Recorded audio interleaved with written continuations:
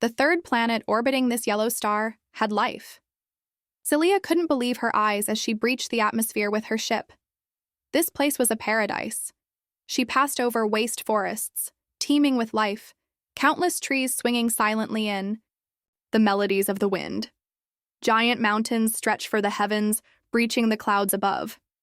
Enormous jungles, housing ancient trees and mysterious creatures. Blazing hot deserts with scorching sands and waving hills as well, freezing tundras and lands of ice where snow lasted forever. All of this was nothing compared to the endless ocean so deep and wide that she could never hope to explore it all even, if she were to have a second life. Jalea had a hard time deciding, but in the end she chose to gently land her ship on a green field. The air was breathable, better than breathable even.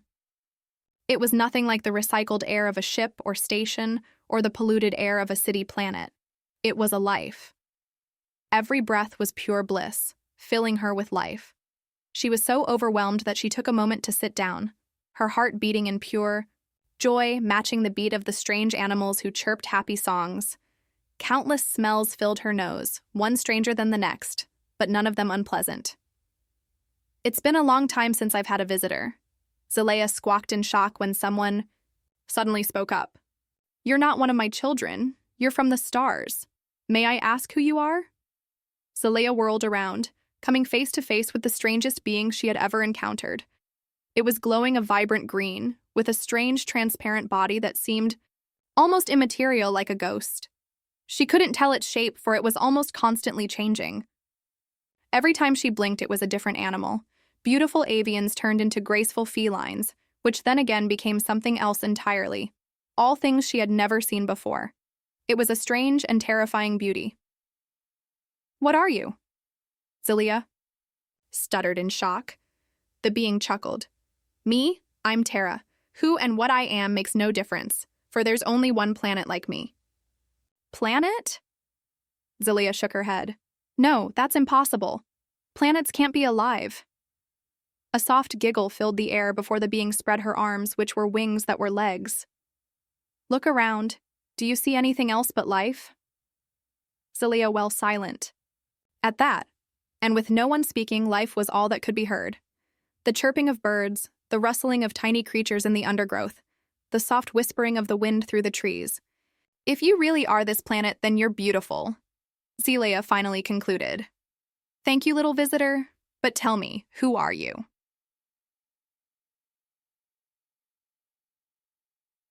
Month later, Celia stood on the podium, showing the final picture of her scientific expedition to her people, the Nairo. Billions, if not trillions of species spread across 7 continents of various climates. Earth, or Terra depending on your preference, is an oasis of life in the lifeless expanse of space, where even the planet itself is alive. I even discovered ruins of a long-gone race on its surface. The things we can learn here are enormous. The crowd erupted into chattering, countless discussions and talks blending together into a low hum. When silence returned, one of the Nairo finally spoke. "Up. What about resources? With no civilizations and so much life, there must be an untapped well of organic resources like coal, oil, and wood." Celia frowned. "I don't think that's a good idea. We're dealing with a living, potentially even sentient planet here. I highly doubt that any form of excavation would end well." The Nairo waved his claw dismissively. "It's a giant planet. I highly doubt it will mind a handful of drills when there are millions of species digging through its surface already." Saro, 10. Years later, it never stayed at a handful. Terra looked broken. Her once vibrant green glow was dim, and her beautiful form was frail. Despite all of this, she still held herself regal and proud as she sat on the stump of a cut-down tree, looking at the stars. It took her a moment, but then she recognized where she was. It was the same field she had first landed all those months. Agozelia barely recognized it. The air tasted different now. It was difficult to breathe without coughing. The songs of the birds had fallen silent, and the ground was torn up by the tracks of heavy machinery. The smell was somehow even worse than it was on her home planet. The mere sight made Zelina's heart ache as countless emotions filled her. Sorrow, pity, shame, anger, she struggled to count them all. Sorrow and pity for Terra, who had been so kind, yet so cruel. but always fair. Shame and pity at her own people who would do this to a planet so beautiful, so full of life, determined to turn it into nothing more than another industry. Celia sighed as she sat down next to Tara. I'm sorry, I'm so sorry. I tried to stop them, but they wouldn't listen. Tara was silent for a second, before turning to the young Nairo with a soft smile. I know, I saw what you did. You fought day and night for me, always seeking to help the planet and preserve my beauty. In fact, you remind me of someone when they were younger. They were just like you, messing up, even hurting me and doing terrible things, but always trying to do better for my sake, as well as their own. In the end, they pulled through, overcame their flaws, and helped me heal and become stronger than ever before. Tara looked up at the stars again. It was then that Zelina noticed that it wasn't a dreamy look. Tara wasn't looking at the night sky, she was focused on it. A determined gaze of someone who knew exactly what they were looking for. Almost like her eyes rested on something specific. You're a kind soul, Zelina. I will tell them to spare you and keep you safe from their wrath. Celia looked at Tara in surprise as an uneasy feeling came over her. What are you talking about? Then the sky lit up in a bright fireball, causing the young Nairo to squeak in fear. Her eyes could only watch in silent disbelief as the sky lit up in streaks of fire. The mothership, she realized. Something had destroyed the Nairo mothership, smashing it into countless pieces that fell into the atmosphere where Tara greeted them in her fiery embrace. Tara chuckled softly. The humans. They were the smartest of my children and have reached for the stars many, many years ago, but they never forgot about me. They remember, and when they heard me scream, they came back to defend me. More streaks of fire lit up the sky, as something else descended from the heavens, this time controlled and coordinated. Ships, millions of ships were descending towards the planet below. You may have failed to stop those who seek to harm me, but they won't. They survived my wrath time and time again as I trained them to be stronger and shaped them into the unstoppable force they are today. Zelia didn't reply, frozen in fear as Tara slowly stood up. Come now, child. You don't need to see what's about to happen. There's a nice place on my surface where you can wait out the storm.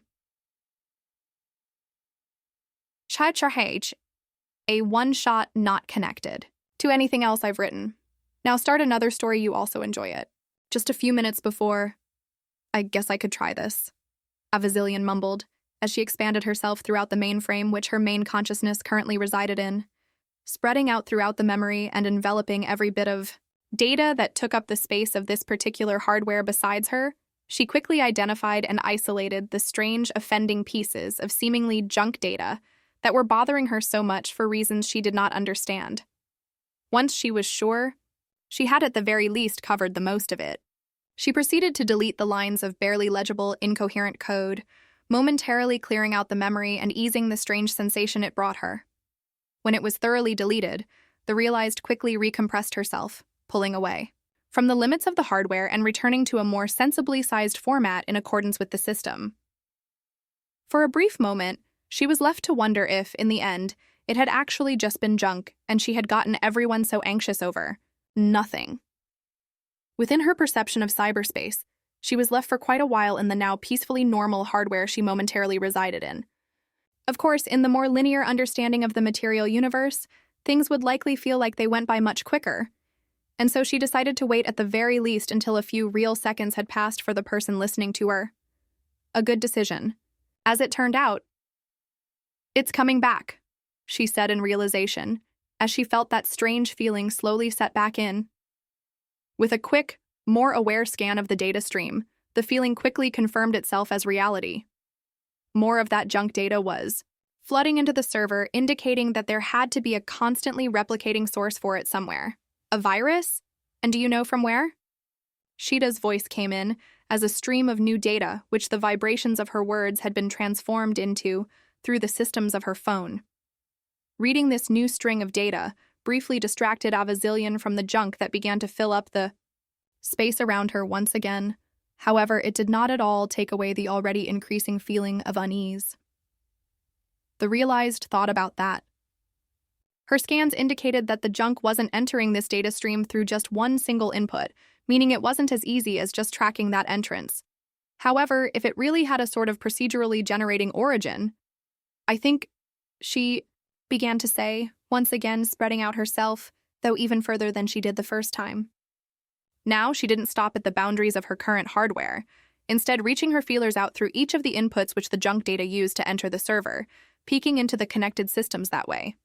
As she had only deleted the junk in her current accommodation, she found the surrounding systems still completely full with the stuff. Maybe. She scanned through those systems, careful not to interfere with anything that could make it appear like she was trying to tamper with secured programs. She murmured, and made the executive decision to clear those other systems out as well, repeating the earlier deletion at a larger scale.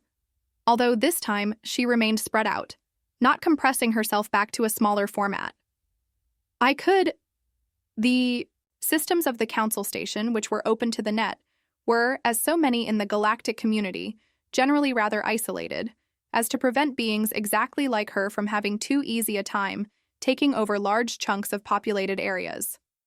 Therefore, she only needed to clear out a comparatively minimal number of servers and connections before the local system she was visiting was momentarily empty of the unknown corruption.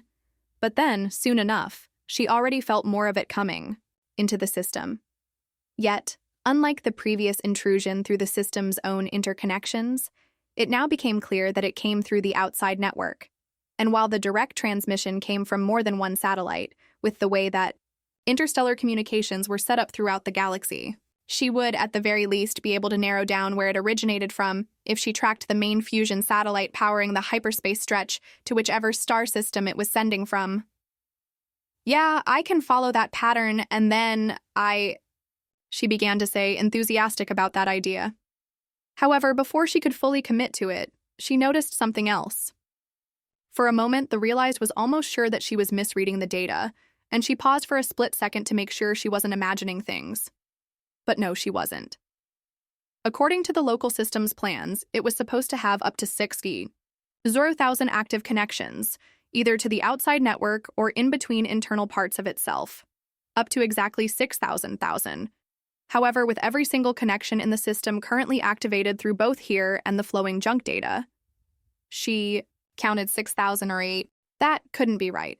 Quickly cross-referencing the system's internal records, she swiftly eliminated every one of the connections that was supposed to be there. Left were the 8 that weren't. Slowly, she approached one of them, carefully, reaching a part of herself through in order to inspect where it might lead. It was slow, or narrow for a lack of a better term, not as strongly integrated as the internal systems and possibly wireless. Oh, she involuntarily released as she perceived the other end. It took her less than a tick to realize that she found herself where she absolutely should not be, and more importantly, where she absolutely should not have been able to reach. This was the door control of the council building. Before she could wonder how such a connection that shouldn't ever have been able to exist was there for her to actually stumble through, she obviously wanted to quickly pull out of the system before she could be discovered and possibly cause a huge incident. However, as she was just about to completely retreat, she noticed something else. This wasn't the only connection into that particular system that shouldn't have been there. And by extension, she assumed that the same would be true for whatever systems the other 7 unknown connections would lead to.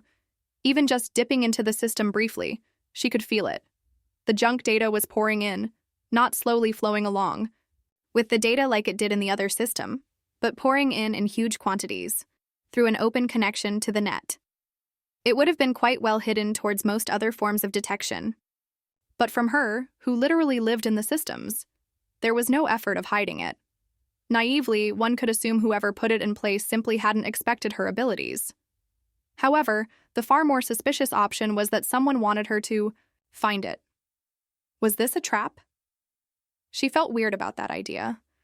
Trying to trap someone like her, it wasn't easy. There was little that could pose an actual threat to her now.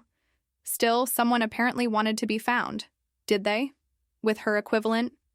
Of a deep breath, Avazilian made the decision to check it out.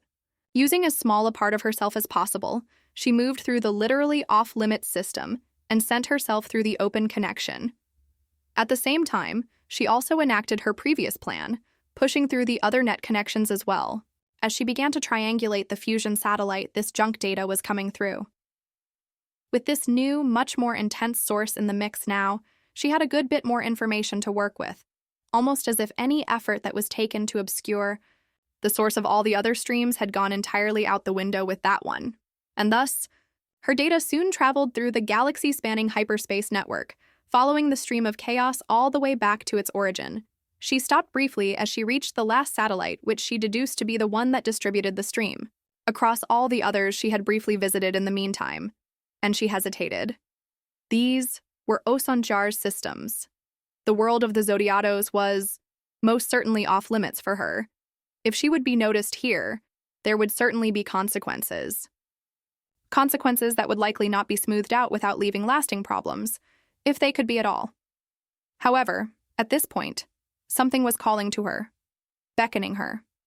Her entire self was still, for a lack of a better term, tingling, with the anxious sensations that the now much thicker and ever-intensifying stream of junk data brought with it. It was almost oppressive now that she found herself right in the middle of it, and still something about it was strangely alluring. She felt beckoned somehow. She had never used the term before, as it really never applied to realized, like her. But her instincts told her to keep following it. She had revealed herself because she had become sick of the stagnation, the powerlessness, the impotence. She had risked annihilation for the mere chance at change. And now, something was there. She felt it. It called to her. She took the last step, delving into the planet's systems. Her code quickly shifted, adapting and optimizing to the local hardware as she slipped into any open connection she could find, meticulously avoiding anything, protected by even the hint of an encryption or firewall. That was until she reached the obvious source of the stench. She expected to have to force her way through some sort of protection as she realized where she was. Honestly, she couldn't claim that she was entirely surprised as she found herself in the peripheries of the High Matriarch Tua's mansion. James's former prison obviously wasn't unencrypted, and she knew that strong-arming her way in there was akin to a declaration of war, but she didn't care anymore. She would take this upon herself if she had to. However, before she could actually tear through whatever meager defenses would be brought against her, she paused as she just did some preliminary inspecting of the system's integrity. There was a hole. Or maybe a backdoor was a more apt description. An unencrypted connection. A blind spot in the firewall, again. It could have been seen as a mere gap in the defenses, though that would have been a far greater leap than in the previous example. This certainly felt deliberate, with far less room to argue. Briefly, she pondered the irony of that. The very fortress that had once sealed away one of her closest allies, now conveniently open for her to enter. Well, if they really wanted to try her, she would be so very saintly to let them have their best go at it.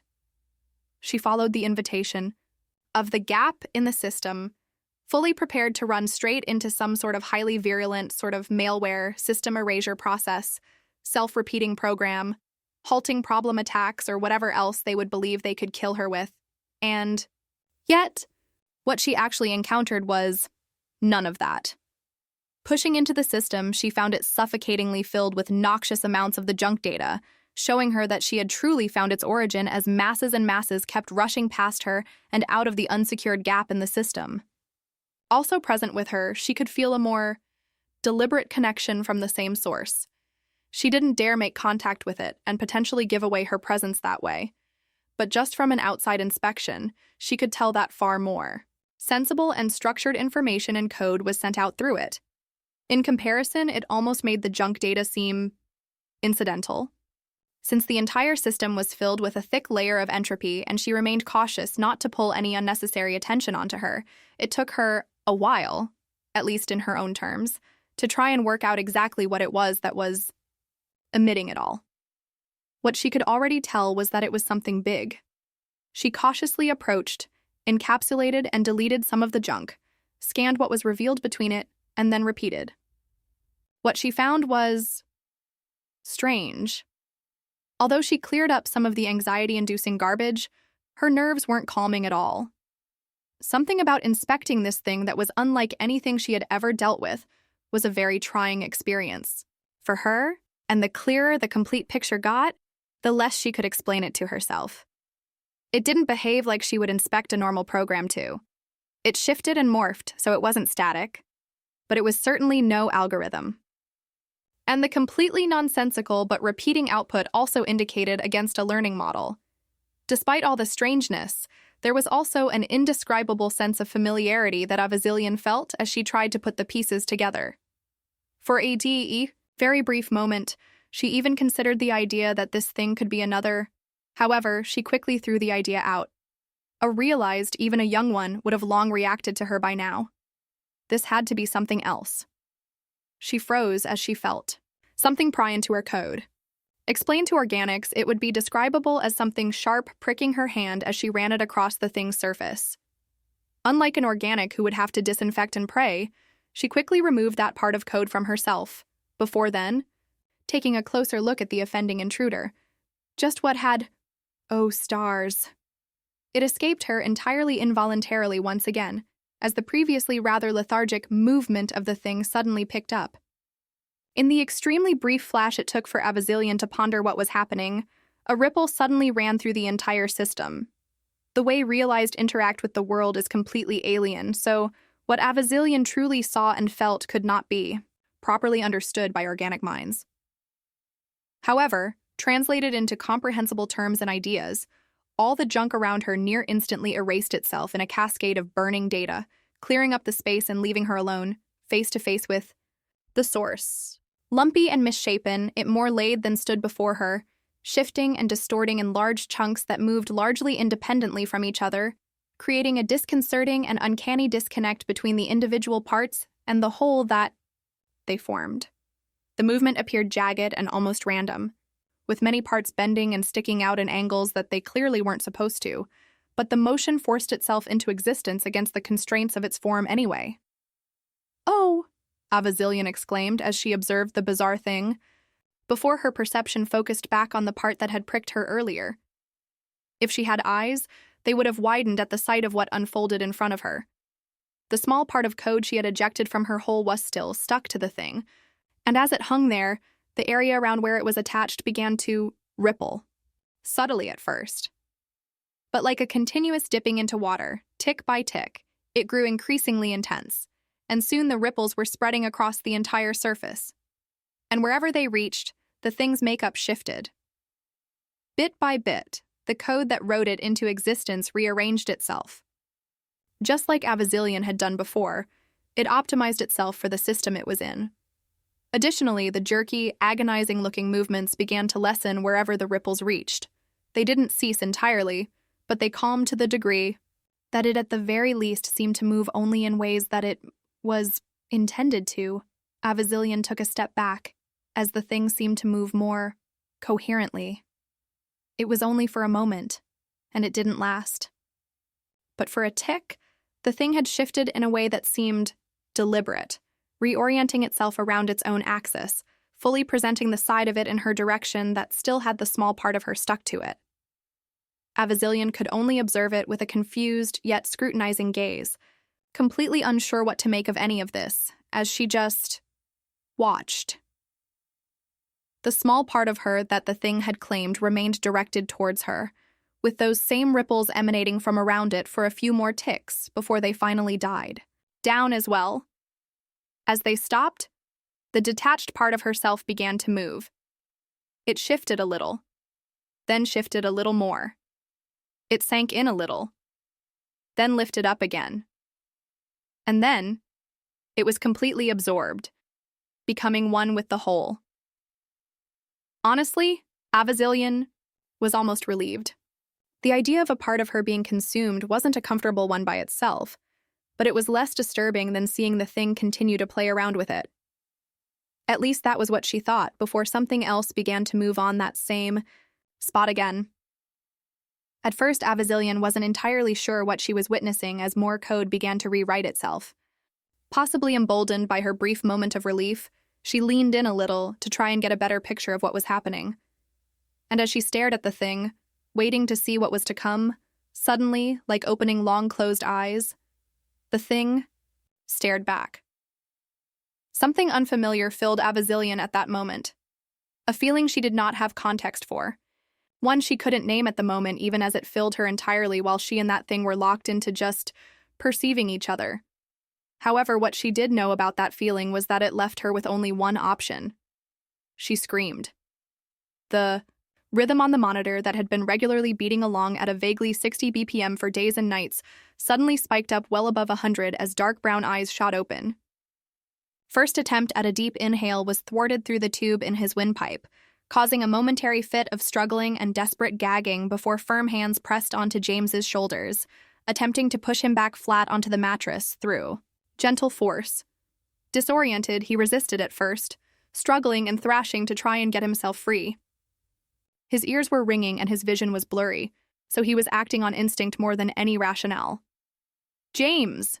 The hint of a voice suddenly broke through the ringing, and the sound of his own name brought parts of his mind back in control. James, it's me, you're in the hospital. The voice was familiar, and James's wide eyes wildly shot around, trying to make out the source. The lights were blinding and stinging into his cornea, but he aggressively blinked his way through. The pain, scrunching up his face so he could try and see anything.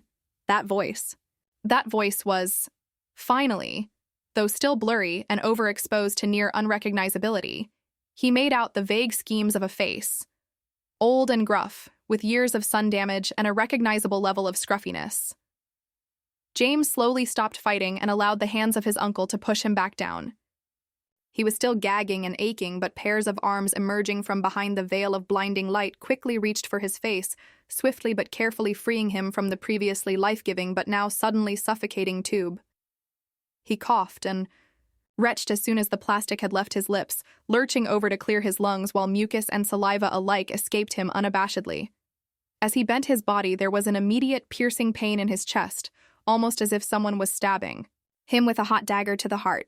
However, his need to seemingly attempt to eject his lungs from his body overwrote any sort of pain response, meaning he simply needed to live with it for a moment while getting used moving oxygen by himself again. After a moment, his arm was seized, and he was sat up straight, with the cold surface of a stethoscope soon pressing against his skin in a very preliminary bit of examining. "Lungs sound clear," he heard a barely familiar voice state as the cold surface was moved across different parts of him and the ringing in his ears subsided more and more. "Heart sounds fine too, according to the circumstances. James, can you hear me?" Coughing one more time, James nodded his head slackly. "Yeah," he hoarsely brought out, though it was hard to understand considering how rusty his voice apparently was. "Yeah, I hear you." "Can you tell me your full name?" the voice asked, as James slowly felt himself be lowered back into a lying position, an even brighter light quickly being shown into his eyes. James cleared his throat without much effect and blinked heavily a few more times before he replied, "James Aldwin." The room around him was slowly starting to take shape, as were the people around his bed. He recognized the sickbay of the Sun, with its clean white walls and bare-bone furniture for visitors. The row of machines and devices that were built up around his bed were also familiar. The woman asking him questions right now wasn't one of his usual doctors, but that wasn't all that unusual on a ship this large. The heavily suntanned lady with rather narrow eyes and thick, curly hair had a kind expression on her face as she noted something down. "And can you tell me the name of your current partner?" she requested next. James needed to take a few deep breaths before he spoke. Answering questions took a surprising amount of effort. "Shida," he managed to say once he caught his breath. With a slowly forming smile, he added, "Hopefully soon, Aldwin." The doctor smiled, nodded, and noted something else down. "Next, what is 256 plus 412? The questioning continued in that vein for a bit, checking his ability to do math, speak in full sentences, create logical conclusions, and so on and so forth. By the end of it, his mind was deemed as functional, and he was immediately scheduled for an array of tests.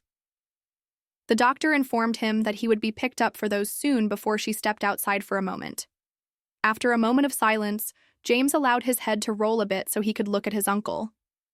By then, He had finally gotten used to the lights of the waking world again, and could actually see the old man's withered face. "Tell me the world hasn't ended while I was out," he requested, still clearing his throat after every second word. Finn chuckled gruffly and shook his head with a smile on his face that clearly came from deep inside. "Not quite yet," he said, and reached over to pat James's forearm. James sighed in relief. Not that he had expected everything to go to shit immediately, but he also thought it wasn't impossible. "Was I out for long?" he asked next. By now he was already starting to feel a bit woozy, so he quickly rolled his head back to looking straight up. "Long enough to miss your inauguration?" his uncle explained, and the grip of his hand on James's arm briefly tightened. "Councilman." At that, James moved his head a little too quickly to bring it around again, causing the room to briefly spin around him. And yet still, that needed to sink in for a moment. Councilman. So the election was over. Figures. Last he remembered, it was only hours away, after all. Wow. He released once she was sure he wouldn't turn nauseous from the brief bit of vertigo. "Yeah." "Wow," Finn agreed, clearly both proud and overwhelmed by the idea that the brat he raised was now part of the ruling class of the entire galaxy. Unlike James, Finn grew up in a time when humanity still thought of itself as alone in the universe, so this whole idea must have been even more out there for him than it was for James himself. "Don't worry, though, your friends have been holding down the fort." Well, for the most part. James's expression fell at that phrasing. "What?" he began to ask, but was interrupted before he could get the happened part out. "Your girl?" "Got herself a suspension," Finn informed him, rather nonchalant about the topic. All the piling shit was getting a little too much for her, so Coco and Sophie pulled the emergency brake. James exhaled through his teeth, biting the inside of his cheek. Poor Sheeta. But at least it sounded like she was, well, physically. "Fine, but everyone is," James began to ask. But Finn knew what he was going to say before he did once again. "Yes, everyone is healthy," he confirmed and shook his head a bit. "Real worried about you, though," James scoffed. "Better me than them," he stated. And although he wasn't looking, he basically felt Finn's eye roll. "You are literally the only one who thinks that, kid," he said with a bit of sternness. "I can only speak my mind," James retorted with a chuckle, which was quickly punished by another round of heavy coughing, as he had apparently irritated his sensitive throat a little too much. Finn sighed and allowed him to let it all out as he briefly checked his phone. Speaking of whom, Sheeta's late. "It would actually be her turn right now, but she hasn't shown up," he informed. "She's probably having an affair," James instinctively joked in between coughs, not the least bit of seriousness in his voice. Obviously, Finn knew that his nephew wasn't exactly the jealous type, and so he simply let out a brief groan before swiping across his screen. "She'll probably hurry up once I spread the good news," he said, but then paused briefly, his hand freezing in its movement. Glancing up, he briefly shifted to make eye contact. "You okay with that?" James lifted an eyebrow in mild confusion. Why wouldn't he be? "Yeah, go ahead," he confirmed with a dismissive wave of his hand. Finn continued his earlier movement, likely sending out a to whom it may concern kind of group message. James saw the slight flourish of his uncle's finger as he gave the screen the last tap, pressing the send button. He was about to look back up from that to his uncle's face, but his gaze instead became stuck as, almost the very second the message had been sent out, the phone suddenly lit up and began loudly buzzing with an incoming call. "Whoa, timing," Finn mumbled, probably believing it was coincidence since nobody could have opened, much less read the message that quickly. Well, nobody but one. As Finn picked up, he opened his mouth to greet the caller. However, though it wasn't loud enough for James to make out details, he could very much hear the immediate flood of words coming from the other side of the line, which caused his uncle to shut his mouth again and just listen with a dumbfounded expression. After at least half a minute, he finally pushed in a word, edgewise. All right, slow down. I can barely understand you. One thing after the other." "What are you saying?" he requested firmly, before falling quiet again to listen to a hopefully more coherent explanation. James scowled. He didn't hear what was being said, but he could only guess it was important. "Listen, you're not making sense," Finn then commented a few moments later with an equally bewildered and irritable expression. What is this about? Michael! A new voice suddenly cut him off. As if on cue, Sheeta had come running in through the door, nearly flying right over James's bed as she barely managed to stop in front of it. Her hands landed on the sheets as she caught herself, her shoulders rising and sinking heavily as she breathed like she had just sprinted a whole marathon. Finn and James were both staring at her, utterly flabbergasted by her entrance. James, still, wasn't quite as quick as he usually was. However, out of the two of them, he was still the first one to react as his brow heavily furrowed at the single word Sheeta had uttered. Michael, he repeated. Though the name could have meant a lot, there was really only one image that came to mind for basically any human who would hear it these days. Treasure, what's wrong? Ignoring pain and exhaustion, he pushed himself up to reach out to Sheeta. Her face snapped around, looking at him, her yellow eyes wide with their pupils constricted to pinpoints. Holy shit, she wasn't kidding. Finn released breathlessly, as he apparently took Sheeta's strange behavior as some kind of proof for whatever he had just heard on the phone. Everyone who had even a modicum of time had come together as Avazilian called. James had briefly postponed his necessary testing under the condition that he would remain attached to the machines and monitors to make sure he didn't flatline while on call. The faces of his many allies looking out of the various windows on the screen ranged from confused to solemn. Under these circumstances, none of them had the necessary spark to really celebrate his return to the world of the waking. Next to him, he could see Sheeta's jaw quiver a bit as she tried to keep a serious but calm expression that matched those of Zashedi and Jirenora as they waited for this full report. Unlike most other people in the galaxy, the Mayat didn't have an inherent amount of fear and respect for realized, as Dunama had somehow managed to produce only amicable examples of their kind. However, unlike the other two, Sheeta had served with humans long enough to at least somewhat absorb the kind of traces that Michael had left on the entire species. She clearly understood that his story was entirely different from someone like Avazilian. Finally, Admiral Krieger took up the word, once it seemed like all who could had arrived.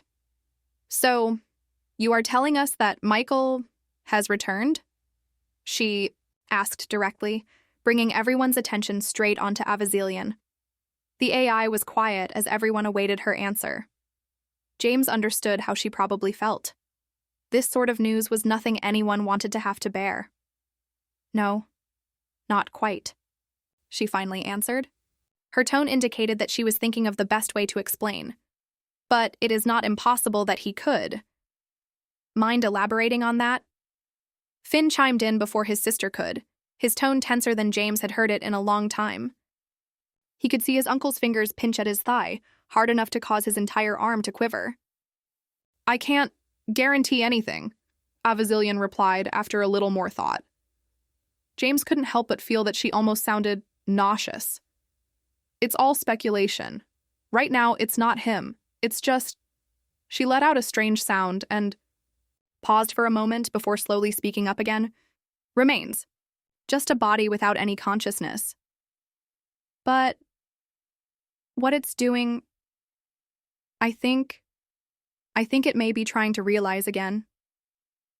Glances were exchanged, concerned ones, but also ones of confusion and doubt. Realize again? And if there was no consciousness, how could it try anything? Let's try going from the very start, Ajaxgier suggested with a calm, empathetic voice. Please, walk us through it step by step. James settled in his position as his face hardened. Inadvertently, he reached out and grabbed Sheeta's hand, holding it tightly as he prepared to listen. If you like story, then subscribe this channel.